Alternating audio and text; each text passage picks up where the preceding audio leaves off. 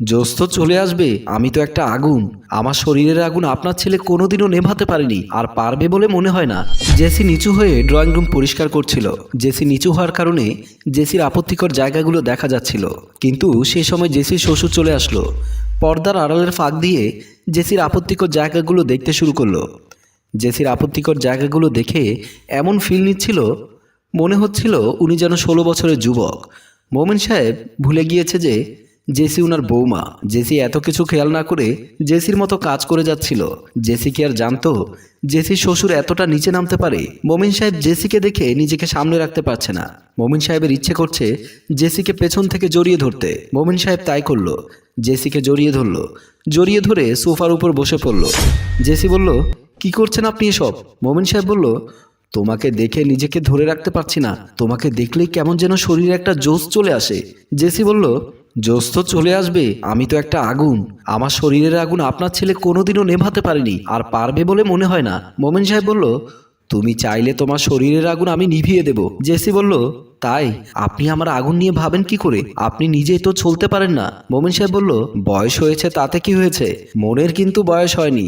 আমি তোমার শরীরের আগুন নিভিয়ে দিতে পারবো। জেসি বলল, তাহলে দেরি করছেন কেন? আজকের পর থেকে সব সময় আপনি আমার সাথে এমন করে আমার শরীরের আগুন নিভিয়ে দেবেন? কথা দিলাম। মোমেন সাহেব তারপর জেসিকে জড়িয়ে ধরে সোফায় ফেলে দিল। কিন্তু দুঃখের বিষয়, এগুলো ঘুমিয়ে ঘুমিয়ে স্বপ্ন দেখছিল মোমেন সাহেব। দোলা বেগম মোমেন সাহেবের রুমে এসে বলল, কি হলো, এখনো ঘুমিয়ে আছো? ঠিক সে সময় মোমেন সাহেবের ঘুম ভেঙে গেল। মোমেন সাহেব দোলা বেগমকে বলল, তোমার মুখটা দেখে ঘুম থেকে উঠলেই ভালো হতো। তুমি কি পারো না আমি যখন ঘুমিয়ে থাকি তখন তুমি আমার কাছে না আসতে? তোমার মুখ দেখে ঘুম থেকে উঠলে আমার দিনটাই ভালো যায় না। দোলা বেগম বলল, এখন আমাকে দেখে তো তোমার দিন ভালো যাবে না, কারণ এখন তো আমি বুড়ি হয়ে গেছি। আমার শরীরে চামড়া ঝুলে গেছে। যখন আমি যুবতী ছিলাম তখন আমাকে ভালো লেগেছে।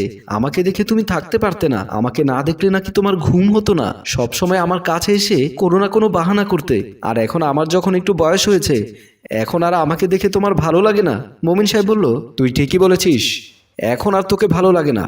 তুই যদি আমার সামনে না আসিস তাহলে আমার ভালো লাগবে। দোলা বেগম বলল, তুই যতই বাড়াবাড়ি করিস না কেন, আমি তোকে ছাড়ছি না।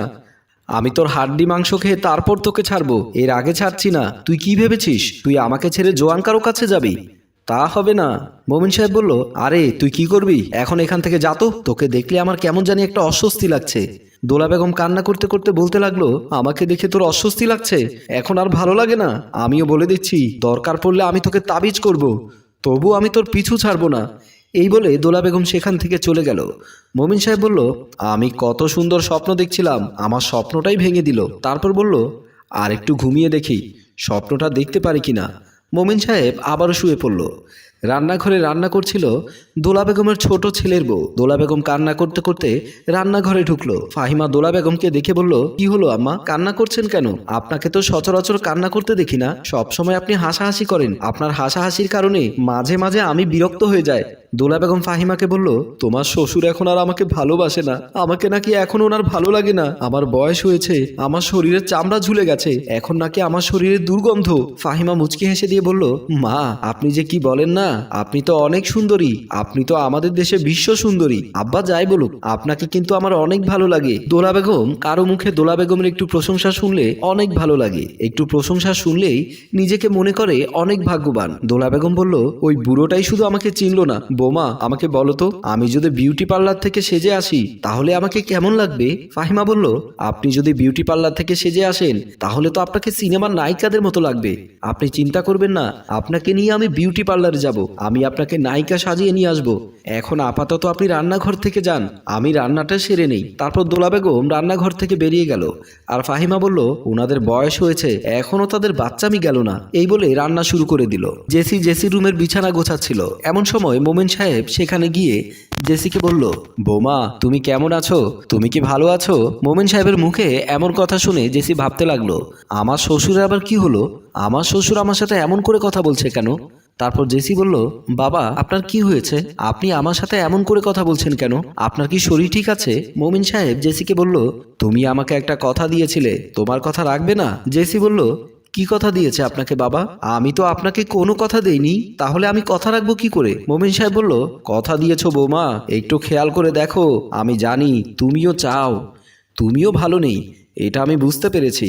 জেসি বলল, বাবা আমি কিন্তু আপনার কথা কিচ্ছু বুঝছি না, আপনি আসার পর থেকে কি এমন আবোল তাবোল বলে যাচ্ছেন। মোমেন সাহেব ভাবতে লাগলো, আমি কি বৌমাকে বলে দেব স্বপ্নের কথা নাকি বলবো না। আমার মনে হয় বলে দেওয়াটাই ভালো। আবার ভাবছে, বৌমা যদি রেগে গিয়ে আমার ছেলেকে বলে দেয় তাহলে তো অনেক বড় সমস্যা হয়ে যাবে। জেসি বলল, আপনার জন্য কিন্তু আমি কাজ করতে পারছি না। আপনার যদি কিছু আমাকে বলার থাকে বলুন, নয়তো এখন যান, শুধু শুধু আমাকে ডিস্টার্ব করবেন না। মোমিন সাহেব আবারও বলল, বৌমা তোমার কিছু বলার নেই নাকি আমাকে বলতে তুমি লজ্জা পাচ্ছ? লজ্জা পাওয়ার কোনো দরকার নেই বৌমা, আমি তো তোমার সাথেই আছি, তুমি কোনো লজ্জা পেও না, বলে ফেলো। তখন জেসি বলল, আমি বুঝতে পেরেছি আপনার মাথা খারাপ হয়ে গেছে, কি সব আবোল তাবোল বলে যাচ্ছেন আপনি। যদি আবার আমার সাথে এমন কথা বলেন না তাহলে আমি কিন্তু আপনার ছেলেকে বলে দেব। এই বলে জেসি ওখান থেকে চলে গেল। আর তখন মোমিন সাহেব বলল, বৌমা মনে হয় লজ্জা পেয়েছে, তবু আমিও পিছু ছাড়ছি না, আমিও কিছু একটা করে দেখাবো। বিকেলবেলা ড্রয়িং রুমে জেসি বসে টিভি দেখছিল। এমন সময় মোমিন সাহেব পর্দার আড়াল থেকে জেসিকে দেখছিল আর বলল, কত সুন্দর লাগছে, এত সুন্দর মেয়ে কখনো কি হয়? আমার বুড়িটাকে দেখলে কেমন জানি রাগ ওঠে, আর আমার ছেলের বউকে দেখলে আমার মনের ভেতর কেমন জানি উতাল পাতাল করে।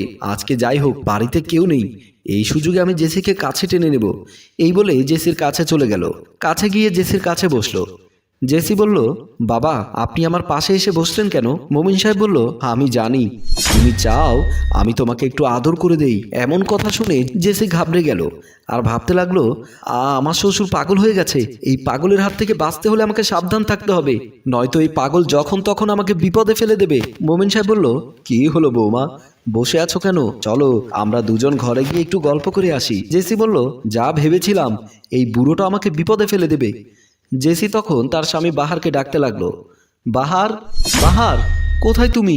জেসির ডাক শুনে বাহার ড্রয়িং রুমে চলে আসলো।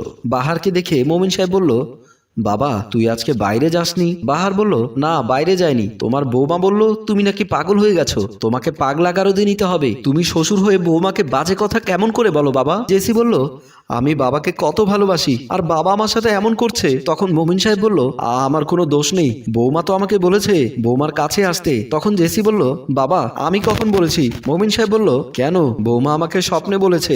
বাহার মজুমদার বলল, তুমি সত্যি সত্যি পাগল হয়ে গেছো, তুমি স্বপ্নে কি দেখেছো তার জন্য তুমি তোমার বৌমার পেছনে পড়ে গেছো?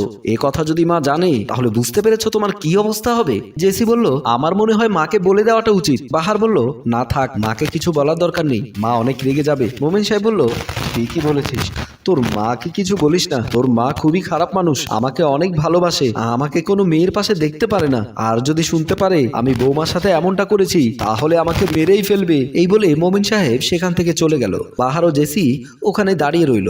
সম্মানিত ভিউয়ার্স, স্বপ্ন শুধু স্বপ্নই থাকে, স্বপ্ন কখনো বাস্তবে আনতে যাবেন না, তাহলে অনেক বিপদে পড়ে যাবেন। গল্পটি কাল্পনিক। যদি আপনার ভালো লেগে থাকে লাইক কমেন্ট শেয়ার করে পাশেই থাকুন। ধন্যবাদ।